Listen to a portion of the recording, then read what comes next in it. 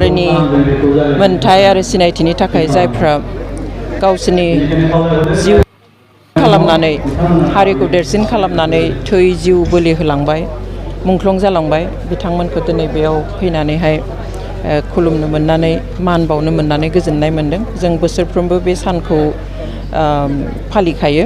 देग्लाय बेयाव फैनो मोनना मोजां मोनदों। एन.ड.यानोसै जाय हान्जायाव थाब्लाबो बे गुबुन मुंजों सिनायजाया एन.ड. मुङैनो सिनायजायो आरो एन.ड.या गोदोनिफ्रायनो बर'नि थामोनथानि थाखाय मोनसे फर्समोन। दाबो बे फर्स आरो इयुनावबो बे मोनसे फर्स जानानै थागोन होननानै आं फोथायो। बेनि बागै जेबो मिथिया।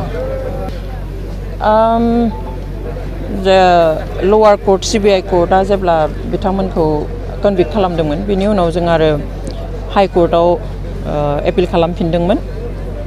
बेनि हियारिंआ जोबनानै थांबाय। थांनाय 23 अगस्टआवहाय हियारिंआ कमप्लिट जाबाय। दा एनि ममेन्ट जाजमेन्ट फैनो हागौ। थ' बे जाजमेन्टआ मा जायो जों आसा खालामदों जिहेतु गोजोन गोरोबथा जाबाय एन.ड.जों गभर्नमेन्टआ बिथांमोननि जुजिनायखौ रिकगनाइज खालामनानै एक्न'लेज खालामनानैहाय बिथांमोनजों सावरायनानै मोनसे गोजोन गोरोबथा खालामबाय हाथियार गथायबाय। बेनि उनावहाय एन.ड. डिसबेन्ड जाबाय।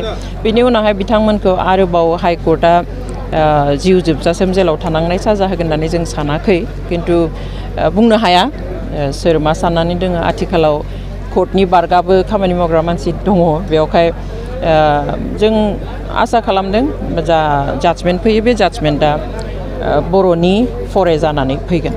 दिनैनि खौसे डेफिनेटलि एन.ड.या बेनिखायनो बेवहाय ज' जादों दिनै आरो दिनैल' नङा बा बेयावल' नङा दिनै उदालगुरिफोरथिंबो जेरावबो ज'हाय खुंदों आरो जायफ्रा आं सानो जे जायफ्रा हारिनि थाखाय जिउ बावबाय बिसोरनि मुङाव रावबो राजखान्थि दा खालामथों रावबो राजखान्थि खालामनो नाङा। मुंख्लंनि मुङावहाय बिथांमोना हारिनि थाखायसो हारिनि गेदेर सार्थ'सो जिउ बावदों थै होदों। बेवहाय बेखौनो गोसोआव लाखिनानै बयबो खौसे जानानै गाव हारिखौ जौगाहोनायनि थाखाय खामानि मावलांगोन होननानै आं आसा खालामो।